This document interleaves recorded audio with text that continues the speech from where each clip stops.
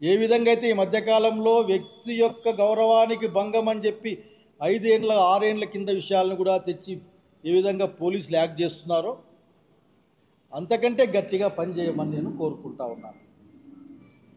అట్లాగే అనంతపురం జిల్లా ప్రజాప్రతినిధులు కోరుతా ఉన్నాను నేను, అయ్యా మీరు వేసిన రోడ్ల మీద నడుస్తూ ఉన్నాం, మీరు తెచ్చిన నీళ్లు తాగుతూ ఉన్నాం, మా పిల్లలు మీరు కట్టించిన బళ్ళలో చదువుకుంటూ ఉన్నారు, ఎక్కడ చూసినా సరే సుభిక్షంగా ఉంది మా అనంతపురం జిల్లా. మీ భాష మీరు చెప్తా ఉన్నారు, మేము కూడా నమ్మే ప్రయత్నం చేస్తూ ఉన్నాం.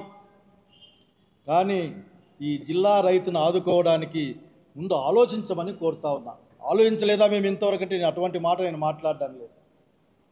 మీరు ఆలోచించండి, జిల్లాకి న్యాయం చేయండి. అనేకమైన పెండింగ్ ప్రాజెక్టులు ఉన్నాయి.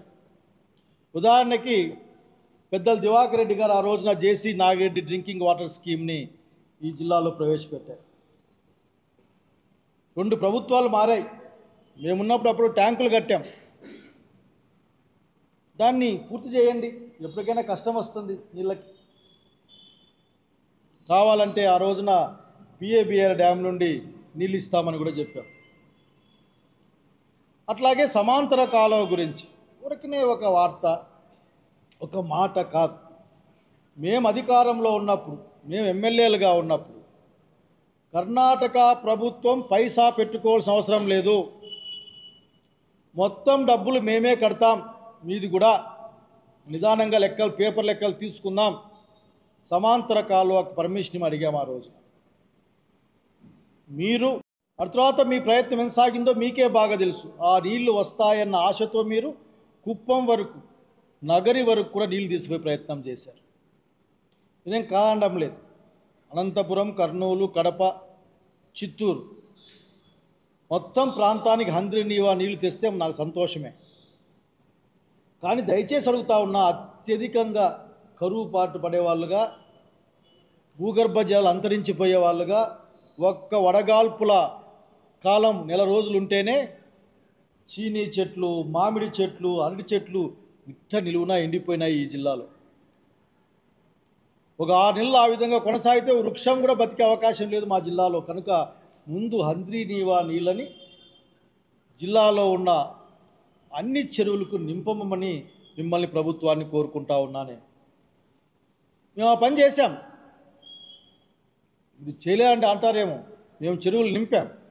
అర్ధం చెరువు నింపాం, ముక్కాలు చెరువు నింపాం, అవసరమైతే పూర్తి చెరువు కూడా ధర్మవరం చెరువు వరకు తీసుకెళ్ళాం, సింగనమల్లో సల్కం చెరువు వరకు తీసుకెళ్ళాం. ఇట్లా నీళ్ళు మేమేమి గొప్పతనం అనుకోవడంలే. ఆ రోజు అధికారం ఉంది, అవకాశం ఉంది, నీళ్లు మేనేజ్మెంట్తో తీసుకెళ్ళాం. ఆ రోజు ప్రతిపక్షంలో ఉన్న శాసనసభ్యులు కూడా మాతో సహకరించారు. ఆ రోజు ప్రాజెక్ట్ అనంత అనే పేరు మీద మీకు గుర్తుకుంటే అయ్యప్పనని ఒక పెద్ద ఆయన శాస్త్రవేత్త, అతన్ని తెచ్చి జిల్లా అంతా తిప్పి ఈ జిల్లా సమగ్రాభివృద్ధికి ఏది అవసరమవుతుందని ఒక ప్లాన్ని తయారు చేసి దానికి నిధులు కూడా రాష్ట్ర ప్రభుత్వం, కేంద్ర ప్రభుత్వంతో సమాలోచన జరిపాం. బహుశా నాకు గుర్తు కరెక్ట్ అయితే, నా జ్ఞాపకం శక్తి కరెక్ట్ అయితే ప్రాజెక్ట్ అనంత అని పేరు పెట్టింది కూడా బహుశా నా మిత్రుడు కేశవ్ అనుకుంటాను.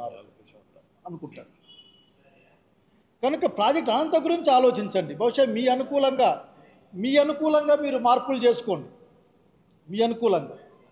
అంతేగాని పరిపాలన అంటే ప్రజల జీవితాలు బాగుండడం, ప్రాంతం యొక్క ఆరోగ్యం బాగుండడం, ప్రజలు నాగరికంగా బతికే విధంగా పరిపాలన ఉండడం, ఇవన్నీ దీన్ని పరిపాలన అంటారు. కనుక చంద్రబాబు నాయుడు గారు పాత తరానికి సంబంధించిన బహుశా ఆఖరి నాయకులేమో మీరు ఆ రీజన్, ఆ ఏరియా దాంట్లో. కనుక మీరు మాట్లాడినప్పుడు నిన్న మీరు మద్యం షాపులు, బెల్ట్ షాపులు ఉంటే తాట తీస్తానని చెప్పినప్పుడే నాకు అనిపించింది, బాబు గారు ఆఖరికి పాతకాలం మనిషి చాలా గట్టిగా మాట్లాడుతూ ఉన్నాడు, రేపు పొద్దున పల్లెల్లో ఎక్కడ కూడా మద్యం లేకుండా పోతుంది అని ఒక భరోసా అలాంటి వాళ్ళకైతే ఉంది. కనుక దయచేసి అందరినీ కోరుతా ఉన్నా, జిల్లా ప్రజలు, జిల్లా రైతాంగం కష్టాల్లో ఉన్నారు. ఇంకా చాలా విషయాలు మాట్లాడుకోవచ్చు, కానీ ప్రస్తుతానికి ఇది విషయం. ఊరకనే ప్రభుత్వంలో ఉన్న వాళ్ళు పనిచేయాలి, ఎవరి ఆలోచన మేరకు వాళ్ళు పనిచేస్తారు. ఆలోచన మేరకు పనిచేసే లేక తెలుగు తల్లి విగ్రహం చూసినా అంత మా కాలంలో చేసిపోయినవే కదా. కనుక ఒకసారి అంటే కాదు, మా రాజకీయ రంగంలో మీరు సీనియర్లు ఉన్నారు, పెద్దలు ఉన్నారు, బహుశా అంతా శాసనసభ్యులు కాబట్టి గౌరవనీయులు, మీ ప్రింట్ కూడా వేసుకోండి. మా జిల్లా అభివృద్ధి పైన, మా జిల్లా పైన మీ ప్రింట్ వేయండి. ఇదిగో ఇది చేశాం, ఈ ఇన్స్టిట్యూట్ తెచ్చాం, సమాంతర కాలువ నిర్మించాం, లేదు పల్లె పల్లెకి రోడ్లు వేసాం, లేదు నీళ్ళు ఇచ్చాం, అన్ని ఎస్సీ కాలనీలు సిమెంట్ రోడ్లతోనూ డ్రైన్లతో ఉన్నాయి, చెప్పండి, సంతోషపడతాం మేము కూడా. కనుక స్నేహితులారా, మీ ద్వారా ప్రభుత్వాన్ని కోరుతా ఉన్నా, దయచేసి రాయలసీమని పట్టించుకోండి. రాయలసీమ మౌనం మీరు చాతగాంతనం అనుకుంటే పొరపాటు. శ్రీబాగ్ ఒడంబడిక దృష్ట్యా దాన్ని అనుసరించి హైకోర్టు ఇక్కడి నుండి తరలించుకుపోయే నేపథ్యంలో ఎందుకు రాయలసీమ ప్రాంతానికి రాజధాని ఇవ్వలేరో, లేని పక్షంలో కనీసం రెండవ రాజధాని కర్ణాటక బెళగావిలాగా రెండవ రాజధాని అయినా రాయలసీమలో పెట్టలేరో మీరు చెప్పాల్సిన అవసరం ఉంది. పెట్టమని డిమాండ్ చేస్తూ ఉన్నాం. రాయలసీమ తీరిన తర్వాత మాత్రమే కృష్ణా జలాల్ని మిగతా ప్రాంతాలకి తీసుకెళ్లే ప్రయత్నం చేయమని కూడా సవినయంగా కోరుకుంటూ, రైతాంగానికి కావాల్సిన ఇన్పుట్ సబ్సిడీ, ఇన్సూరెన్స్, విత్తనం, ఎరువులు అన్నీ కూడా సకాలంలో పూర్తి స్థాయిలో ప్రభుత్వం అందజేయమని కోరుకుంటా ఉన్నాను. సవినయంగా నమస్కారం.